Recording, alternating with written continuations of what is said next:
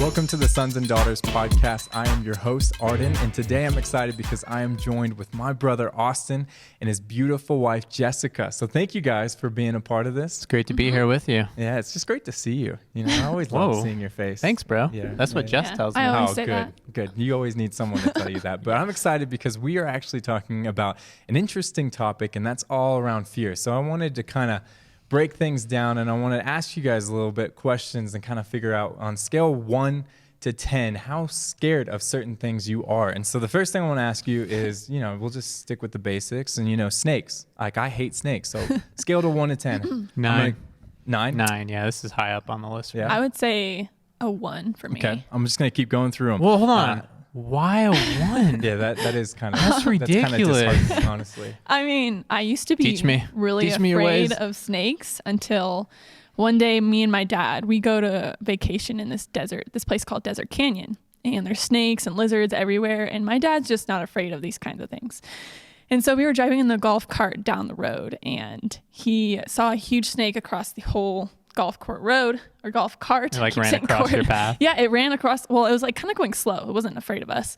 And so he decides to pick it up because he knows it's not venomous, and he wants to take it back to the hotel with him because that's just how my dad is. And he goes, "Here, I got to empty the cooler. Hold this." And I hold this like huge snake, and it feels like one of those Chinese like finger things, like stretching out, and it's trying to escape. And I think that cured me. That's a great way to cure it. Yeah. Just get thrown a snake. He's like, hold this. I was like, so if you have a didn't fear want of to. snakes, just pick up a snake. Yeah. That's going to solve everything. All right, next thing is the spiders. Hopefully you have more of a fear of spiders. Yeah, I'm still pretty high on that one. 9, Probably a 7. 8. Yeah. Yeah. I agree. Anything that starts with an S. Okay. Sharks, scorpions, Sharks spiders, are amazing. snakes, Sharks are the best stink friends. bugs. Did you guys know that if Sharks you are not tickle amazing. a hammerhead shark right in between the eyes, you gain a companion for life? Please don't ever try that. Don't try it. Don't try It is a true amazing. fact. All right, next thing, Nickelback. Nickelback's Ooh. pretty scary. I They've don't had know. their ups and downs. Yeah, but No? they've made so many great memes. Okay. Wait, us. so 1 to 10. What are you guys saying? So 1 to 10. I just need a 1 to 10, guys. Just give me a 1 to 10. I'm going to say Nickelback. 0 because I love, like, look this up on YouTube. There's, just type in, look at this graph. Yes. And it's a spinoff of one of their songs. Probably one of the best vines of all time. Okay. So. All right. Well, maybe I give them a 2 because of all their haircuts. 2. Yeah. Okay. That's Their pretty hair is scary. pretty bad. I would go with an 8. I've got a thing against Nickel. No, not against them, just with them. That's awesome. But the next thing is the dark. I know Austin loves the dark. So Jess, how do That you one find was a the 10 dark? for me. That's a 10. Oh wow. So Well, yeah, I'll chill in that's the dark. It's very awesome. peaceful, Yep. serene. Okay. How Yeah. about Velcro shoes?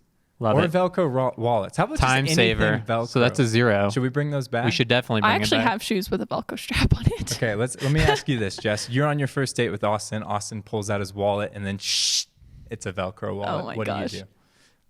I don't really Do know you what guys I go would on do. another date? You said just as long as there's money in I there, don't know we're if fine. I'd We're good. admire him more. Yeah. Amazing. Okay, As long as you're paying, we're good. You're good. All right, the last one is, and this one's kind of, we got to be honest on this one. This one is Lisa Bevere with a sword. How scary is that? With the sword's different. Yeah, 1 to 10. This one threw me for a loop. I didn't know about this one. I'm going to go with a 6. 6. Yeah. I think I could hold my own. Just tickle her or something. Yeah. I don't know. I think I wouldn't be too. I mean, I would be only scared of her because I'm not sure how good she is with the sword. Like, yeah. Okay. Yeah, All I right. don't All right. Well, that's good. All right. Well, awesome. Well, just kind of, I feel like the best way to get into this conversation, I would love it if one of you guys just share something, kind of a quick, funny, scary story that has happened, the scariest story that has happened in your life. Oh man. I don't know if it's the scariest, but when I was young, I hated asking out girls or asking them to my Valentine or to dances or anything. So that was terrifying. But like a real life scary moment, Alec and we were doing this hike once and our friends recommended it. And it was literally, the path was 2 feet wide. Then you had like a 400-foot drop on one side. And I was like, why the heck am I doing this? Going up, I'm thinking that. And then it gets dark when we're up at the top and we have to hike down. And I was just like, I'm dead. Like, this is it. And so I was terrified. Yeah. That was scary. Yeah, I had a story with a snake once when we were in our house. I remember I actually saw it like 2 years ago. I woke up, went downstairs to get a protein shake, and grabbed the milk out of the my goodness. refrigerator, Oh my gosh. walked over to where the protein shake was, and it felt like I stepped on like this rope. Oh my gosh, and, dude. and I was like, that was That's weird. so And I'm like gross. still not fully awake. And I kind of pour the milk and I'm like, what was that? And I look back and there is a snake just slithering straight at me. I started yelling. Oh my goodness. Like, I mean, I That's the think worst. everyone woke up, everyone came running down. But the thing is the snake was like the size of my pinky. It was a tiny Dude, it doesn't little matter. It's still doing its gardener move. snake. That's so cute. Exactly. I would hate that. That was my safe place and no longer was No, that. Just No give milk and snakes peas. googly eyes and they'll be a lot Yeah, less no, scary. I'm not okay. But I actually want to jump into the conversation so that way we can get into things. Okay. But I want to talk about how do you, for both of you, how have you guys found navigating fear, kind of fear of the unknown in your life? And how have you seen that God's walked you through this process? And what things have you learned from that? Well, first of all, I'll just say it's not easy. I'm not the personality type to enjoy fear. I'm a 5 on the Enneagram, and I think the base emotion of a 5 is a fear. And so God has had to like walk me through a lot with how to navigate fear. And at first, I don't, maybe some people relate to this, but I would be like, perfect love casts all fear.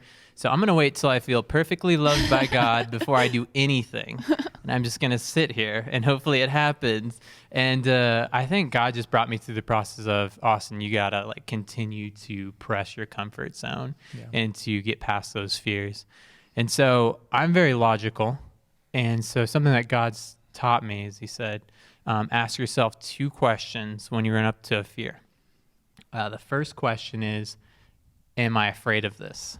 And obviously, if you are, yes, I'm afraid of this. Second question is, do I want to do this thing that I'm about to do? And if the answer is yes to that as well, I will go ahead and do it.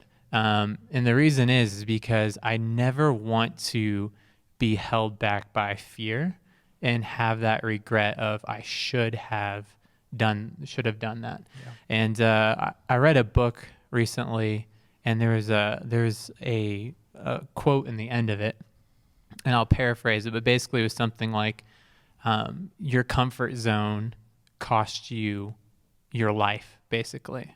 And another way you can look at it is your comfort zone will cost you, the cost of your comfort zone is regret. And so if you're not willing to go outside your comfort zone, if you're not willing to push the envelope on fear, you will have regrets. And so those are just some of the logical ways God has kind of like walked me through navigating fear. Yeah. You're saying don't make fear be the dictator of your life, basically. Exactly. Yeah. And don't let it like get in the way of an opportunity you wish you could do without if you didn't have fear. So like don't let it get in the way. Yeah. So. Well, I think there's a lot of people that, they come to decision points in their life and they get these question marks of, hey, what if I make the wrong decision? What if I do something and it I doesn't don't like turn making out well? wrong decisions. Yeah. Nobody does, I guess. Well, exactly. And so how do you navigate those times? Because I think, we've all been through, and we could all relate to that time. Like when you were going through high school, you had this fear kind of time in your senior year where like, should I go to college? Should I not go to college? Yeah. Which college should I go to? And so everyone to a certain degree has experienced that. And I feel like, as you go through your life, it kind of magnifies a little bit more because you're dealing with a lot more serious things per se, or bigger things. And so kind of talk to me, Jess, maybe on this. So just how have you navigated that for yourself? Just like the fear of like big things. And well, I guess for me, I've never been afraid of like big changes. Like I've always embraced them. I always thought they were really exciting. That's why we work well together. So, I remember when we were dating and she first said that, I was like, who are you? how are you not afraid to do these things? You lean into it. Yeah. That's And awesome. so for me, it's actually the opposite with big fears. I'm like, God's got my back. I have like a strong foundation of trust with him with the big things because I know he wants me to succeed. I know like he created me to do certain things. And for me, if I mess up, I'm like, well, that's probably something like I took a nugget from that and that's going to help me in the future. Mm-hmm. And so rather than thinking, oh, I'm offset and then like I'm going to keep going downhill from there, that's not how I think at all. And I think thinking that way can be very paralyzing.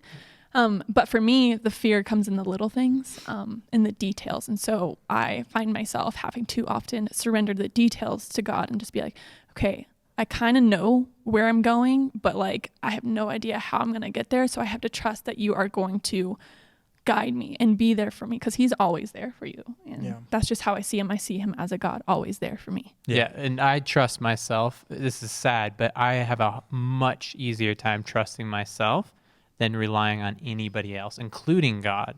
And so that's something with my personality that I have to learn. Like, Austin, you have to let go of control. Whereas Jess is a little bit more bent towards trusting God, which is where I'm trying to get to. Yeah. Well, and then Austin helps me like get better with, more control too. So well, you guys balance fear. each other out really well. I think that's the amazing thing, and I think that's what I've seen so far from your guys' marriage is, just your free spirit of embracing something and leaning on, trusting in God and leaning not on your own understanding has been so helpful. And then Austin, your amazing logic mind has just been incredible.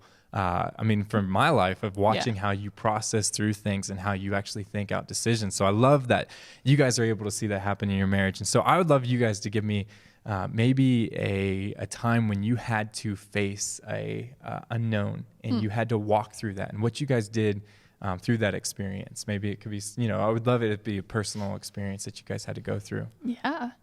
What story do you want to do? Do you have any? I have a couple. Me too. I'll start with one. I hated public speaking. And I think everybody, not everybody, a lot of people face this.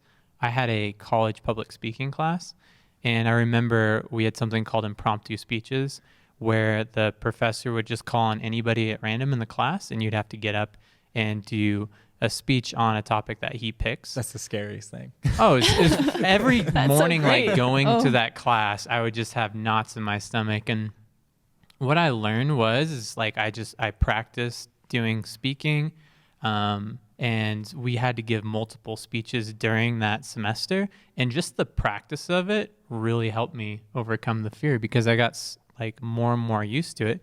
And now when I speak, I really don't have to think about it. And because I've learned, like, in my brain before, I was thinking like, what are people thinking of me? All these different things are flowing through my brain instead of what I'm actually supposed to be talking on. And the more you get comfortable with it, the more the fear goes away. And so that's just a practical thing, kind of like putting yourself in a place where you have to feel that fear. Yeah. Well, I know from my life, something even bouncing off that with public speaking, I remember that was my scariest thing. Like when I was younger, that was the thing I dreaded the most. And I remember when I was in fourth grade, it was actually sixth grade. Yeah. Sixth grade, we had to just get up and read a poem off of like a piece of paper like this. And it was only like 4 lines, and they were short lines. And all you had to do was just read the poem out loud in front of the class. I remember I stood there and I could not even get through the first line of the poem, and I just started shaking. I was stumbling over my words, and I got so scared. The teacher asked me to sit down, and she gave me an A+ because she felt bad for me. Oh, no. And I remember I was sitting there, and I was like, this is the scariest thing I have ever had to do in my life. And then I started thinking about it, and I'm like, wait a minute, my parents are public speakers. And I'm like, why am I struggling with this? And I started to realize the inheritance that I actually had from my parents. And I think oftentimes when we go through, honestly, fear coming up into our lives, it's because we don't grab hold of the inheritance that we have as children of God. And I remember I sat there in my seat and I said, you know what? Like, I have parents that are amazing public speakers. I was like, this is not going to be the case for me. I may never do public speaking. I may never have to travel around the world or anything like that. You said this day. I'm like, I'm not going to struggle with this. This is not going to be a fear of mine. And I remember I just declared that to myself, and I grabbed hold of that. And I remember all throughout high school, I never had a problem with speaking to my class. I was always the person that was going to present for the group, because I had such an easy way of just flowing through the topics, and it just felt it was like natural, all because I had grabbed hold of what I was so scared of. And so I think that's a big thing for a lot of sons and daughters of God, is that we have these fears of the unknown, but yet we have not grabbed hold of the promise that God has actually set before us. Yeah, it's really fun too to get outside of your comfort zone and Afterwards, to go into for the your most fear. part. But yeah, normally not during. Do you have any public speaking stories or Yeah, do you any have other stories you want to talk about? Well, I was going to tell a story that involves you. Yeah, you can tell a story. I deserve this, whatever happens. At the ministry, you guys pray every morning, and one of my fears was praying out loud in front of people, and I just did not like it. I was like, ugh, I hate this. And honestly, I'm where you guys were at with your public speaking. That's me right now. So it's really encouraging to see you guys just like over it and just. You're doing great, baby. Thank you. I was like, hey, I didn't even bring my notes. I was like, Holy Spirit, help me.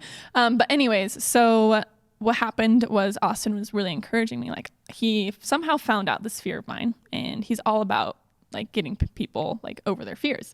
And so he was like, I really want you to go Wednesday, like, and I want you to pray. And I'm like, oh, I don't really want to do that. And I don't think that he understood how afraid I was of that. And so for me, I did it anyways, but I just explained to him later. I was like, you understand, like, you have to give me baby steps. Like, that to me was not a baby step. And like, for instance, Austin's afraid I threw her into he threw me into the fire. And everyone's fear fire is different. And so something someone else is like clearly not afraid of, someone could be terrified of. And so I was like, Austin, like, what is something you're afraid of? And he told me like cliff diving. And I was like, see, for cliff diving, for me, that's like no problem. I love it. I used to be a diver. What's the highest you've jumped off of? 40 feet. That's pretty great. I'll never do that. I've dove off 30 maybe not feet. To the top of 40 feet. That just You're like, that's 400 feet, right? No, it's only 40. Yeah. What? So I was like, Austin, okay, you just basically shoved me off a 40-foot cliff. Like, that's exactly what happened in my fear world. And so I was like, if I were teaching you how to dive, I would be like, okay, get on this 5-foot cliff and jump off it, then get on the 10-foot cliff, then get on the 15-foot cliff, and then you'd work your way up. And so it's kind of in those baby steps. And so that's something for me that I was just terrified of. That is so good. Yeah. Like, if you hear that, baby steps. So if you have a fear of something, figure out a way to like lightly expose yourself to it. Yeah. One example is I went 4-wheeling in the desert with Alec, my brother, and two of his friends. No fear. Alec has no that's fear. why he's not It's on so this podcast. annoying. He has no fear. And he's still He'd alive. just be like, just do it. I don't understand why you're struggling with this. Just do it. Anyway, so we're out in the desert, and there's mountains, and again, there's like cliffs where if you fall off this side or that side, you're done. You got a 4-wheeler rolling over on top of you. So they're just cruising, and I don't think they realize this is my first time ever, or not the first time ever, but first time in a long time on a 4-wheeler. And I remember I would like start out at 20 miles an hour and then 30 miles an hour, and I'd have to build it up. And then I would be like, okay, I'm going to go up that hill and successfully come back down it. And by the end of the day, like, I was a completely different person. I was keeping up with them. But what really helped me was just like pushing the limit just a little bit. And so that's what I would encourage you to do, is like find a way to expose yourself to that fear and just like kind of do baby steps into it. Well, yeah. And in that story, some of that fear that you had was very good fear in some cases, like that was useful. Like, we are born with innate fears that are like, all right, if you jump off this cliff, like, you should be afraid because you might die. And so I think also another step like you could look at is if it's useful or useless fear, or not helpful fear. And so if not it's all fear is equal. Yeah, exactly. And so basically, useful fear is like, yes, of course, you're going to have that. You need that. Some people need more of it. Some people need less of it. But it's just, what's the risk? Is it a high risk or is it a low risk? And if it's a low risk, that's probably a useless fear that's getting in the way of you growing. Right. So like if you're single, a single guy asking a girl out on a date, okay, it could go horribly wrong. But really, like, most of the time, the worst that's going to happen is she's going to say no. Yeah. And is the worst thing that's going to happen really that bad? No, there's no bodily harm involved with that. There's a little ego issue that's going to be hurt. But like, to really think about, because it helps me logically, is this actually going to kill me or hurt me or something like that? And if it's a low risk thing, like what Jess is talking about, if it's not an actual like danger, then like go into that and explore that. Yeah. So. My dad always calls them, speaking of snakes, like real snakes. Like, you should be afraid of a venomous snake that can bite you. But 100%. A rubber snake, it looks scary, but it's not at all. And it's harmless, but it does look scary. Yeah.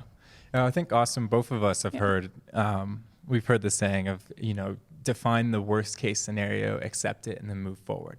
Yeah, It's like that's accept so the good. worst case Yeah, that's scenario. super good. Like you said, worst case scenario is say no, like that's all, but accept it and then move forward. And that's how you kind of slowly or overcome fear, honestly. And I love what God has done through your guys' relationship, how God has kind of worked that in, where you guys are balancing and you guys are strengthening each other in your weaknesses. And I think that's why it's so important that we have to do this life through relationships. One big fear probably people have is to be alone, right? And that's because God created us to do life through relationships. And so that's why we've been doing our groups. And so if you guys have not gotten into a group, please make sure to sign up or be looking for groups around your area or become a Sons and Daughters Ambassador. And so before we end this conversation, I really want to go more into kind of fears that you cannot control. And I want to talk a little bit about that because I think sometimes people spend a lot of their life worrying about things that they cannot control. They have no control over, and it takes away a lot from their life. Yeah. So, I would say that's one of my strengths that I have had to learn is learning that you have to let go of control the things you can't control, because literally the only thing it's going to give you is worry and stress, and it's no good. And so for me, you have to look at things you can't control as like, okay, there's nothing I can do here, and worrying is going to help. It's not going to help me, and it's not going to help other people. And you have to look at the things and focus on what you can control. And so let's just say, I feel like I don't know what my future looks like. I am really worried about it. Like, why am I getting guidance through it? And so with the big things I can't control, I found that intimacy with God has really helped me have peace about it. And just oftentimes he'll give you answers, or maybe not, but oftentimes I found peace through intimacy with him. And then with the things I can control, I just mostly focus on that and just completely let go of things I can't and just pray about it. Mm-hmm. So, Arden, question for you. A big thing that comes up when relating to fear is the fear of making decisions or making the wrong decision. Yeah. Do you have any tricks for navigating how to make decisions when you're afraid? For making decisions, like what you guys talked about in the beginning is you can't let fear be the dictator. And I think, what I've come to terms, I did a lot of things when I was when I left home, and I moved all the way across the world to Sydney away from my family. And I had a lot of fears around that. I could have stayed in a very comfortable situation, just continuing working for the ministry, but I moved all the way across the world. And so I did not allow fear to dictate because there was a lot of unknowns. And so I think the important thing that you've got to understand, and Austin, I think we've even talked about this, is that no matter what you choose, you can always have regret. Like if you look at it and be like, oh, hey, like I chose this way. What if I went back and done that decision? Or what if I would have gone to college instead of doing this? Like no matter which choice you make, you have to be sure in it. And you can't go into that decision and being like, okay, I'm going to do this.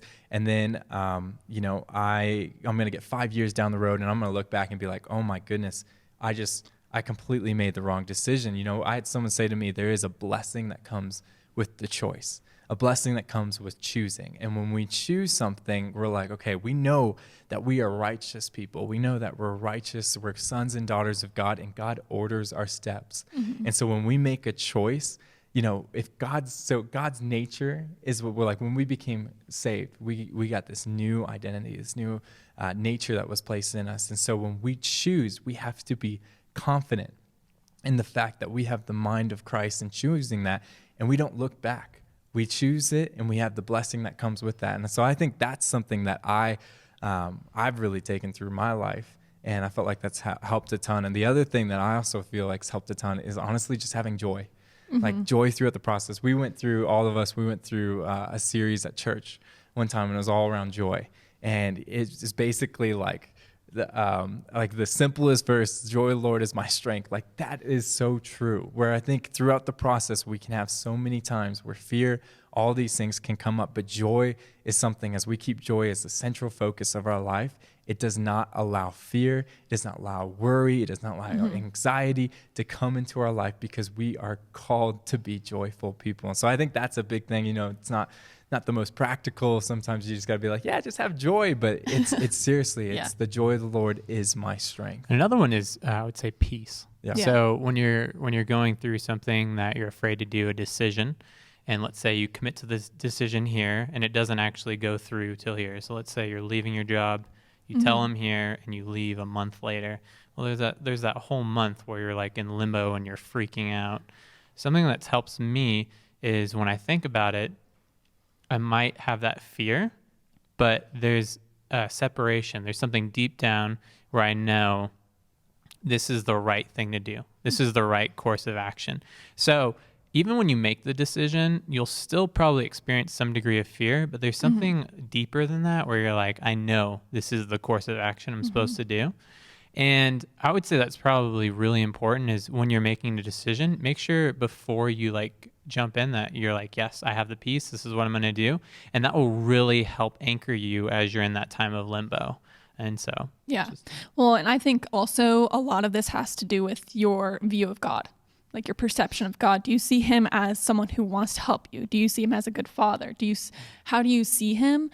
Do you see him as someone who wants you to flourish and takes you by the hand, even if it doesn't feel like it? Or do you feel like for some reason you feel like he's waiting for you to misstep and he's waiting to punish you because he's not like that? And so I found that can be a huge part of fear is what do you view God as? Yeah.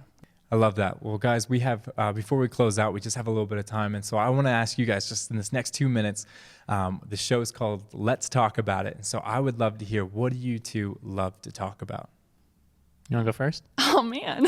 And just quick, we got 2 minutes. Okay, 2 minutes? You got 1 minute. Shoot, I have a lot of things I like to talk about. 30 Does it have to be seconds. spiritual? No, it can be anything. It could be art. Like, and we know you love art. I love art. I love skin and like health when it comes to like beauty. I guess I could give you like some skincare tips or something like that. Yeah, well, I mean, anything. Well, Those are good. Yeah. Yeah, you think so? Yeah. Well, so art I'll give and you some beauty. Yes, And I'll skincare, hair skincare care. and hair care. I care about all those things. Yeah. Actually, when we were dating, I asked Jess to give me a cheat sheet, and I still have not received it. You, I tell you to do certain things. That's true. She does give me hints now. She is. You have an Yeah. audible cheat sheet. I do. Right I at your just be like, fingertips. hey, babe, what should I do? I love to talk about Star Wars. I'm very interested in finance, and so I know that's when we're in our younger years. That's something we have to navigate pretty closely. Well, yeah. Well, I will say a few things since I'll just talk about skincare because I love it. One fact about your skin, people, is that the 90% of the reason why your face ages and wrinkles and has sunspots is because of the sun. And so literally 90%. And so if you wear sunscreen, you'll be saving yourself. All you young people out there who just want to look tan, embrace the paste. Okay. Yep. So you gotta embrace it and She just you saved won't regret you from it. the fear of getting old. Yes. Just wear Maybe that's sunscreen. one of mine. But I love it. And so it's really cool. And yeah, sunscreen. All right, so embrace the pace. All right, Yeah, well, thank you new guys. hashtag. Yeah, embrace the pace. Well, guys, thank you so much for taking the time and talking with Absolutely. me. And thank you all for tuning in. We hope you guys enjoyed this Sons and Daughters episode. If you guys enjoyed this episode, please make sure to subscribe, hit the like button, leave a comment. Let us know what you guys want us to talk about. And until next time, this has been Let's Talk About It with Sons and Daughters.